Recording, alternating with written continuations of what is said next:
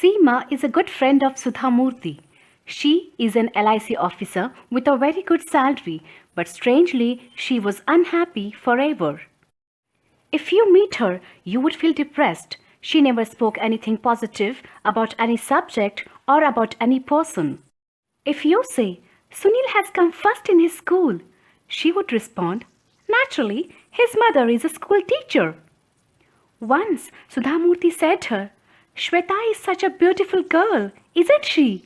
Seema responded pessimistically, everyone looks beautiful when they are young. Wait for some time. Shweta will be uglier than anyone you know. It is age that matters. If you say, it's a beautiful day, let's go for a walk, she would complain. It's too hot and I get tired of too much walk. And who says walking is good for health? There is no such proof. And that was Seema. She was the only child and her parents lived in Delhi. Seema had the habit of complaining about everything and anything. Naturally, no one enjoyed her company and everyone forgot about her when she was transferred to Mumbai from Bangalore.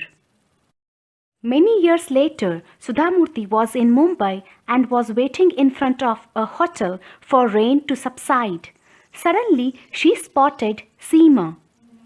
Her first reaction was to run, even in that pouring rain. Sudhamurti was anxious as she would have to listen to Seema's never-ending complaints. But Seema had already seen her and caught hold of her hand warmly. She was surprisingly very cheerful. Seema was very excited to meet an old friend and she insisted Sudhamurti to stay with her for a night. Sudhamurti had to refuse the offer as she had to attend the dinner somewhere else. Seema looked disappointed and said, No problem, let's go to Grand Hotel and have tea. Sudhamurti resisted. It's pouring, Seema. We won't get a taxi also. Seema responded, So what? We will walk. Sudhamurti was surprised seeing how Seema was ready to make any number of adjustments. Sudhamurti was curious to know who or what had brought about such a change in the pessimistic Seema. Sudhamurti asked, Is there any Prince Charming who had changed you? What's the secret of your energy, Seema?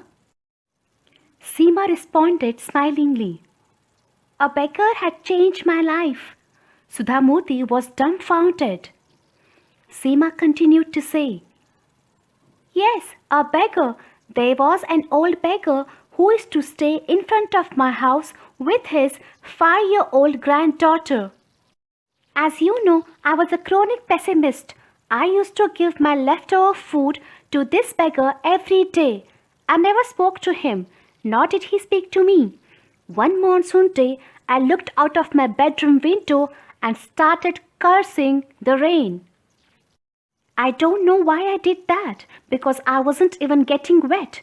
That day, I couldn't give the beggar and his granddaughter their daily quota of leftover food. They went hungry, I'm sure. However, what I saw from my window surprised me. The beggar and the young girl were playing on the road because there was no traffic. They were laughing, clapping and screaming joyously as if they were in paradise. Hunger and rain did not matter. They were totally drenched and totally happy. I envied their zest for life. That scene forced me to look at my own life. I realized I had so many comforts, none of which they had, but they had the most important of all assets, one which I lacked. They knew how to be happy with life as it was. I felt ashamed of myself. I even started to make a list of what I had and what I did not have.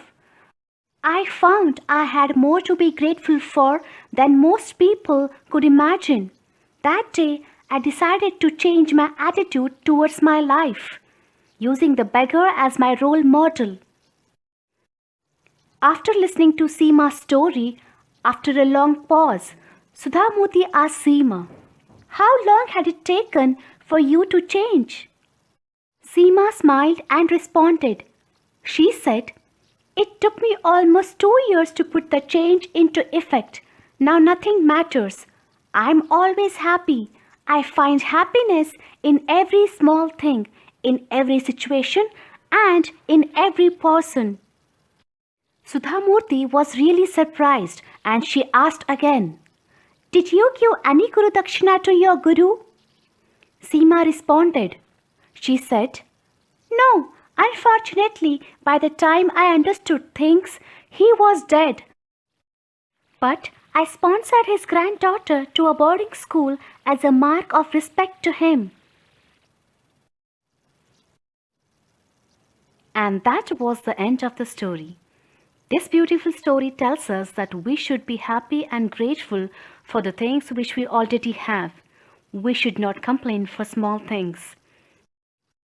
There are many people who struggle to fulfill their basic needs.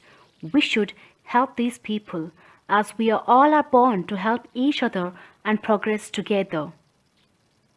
And friends, I hope you like this story, and if you believe in these values, please share these stories with your friends and family. Thank you very much.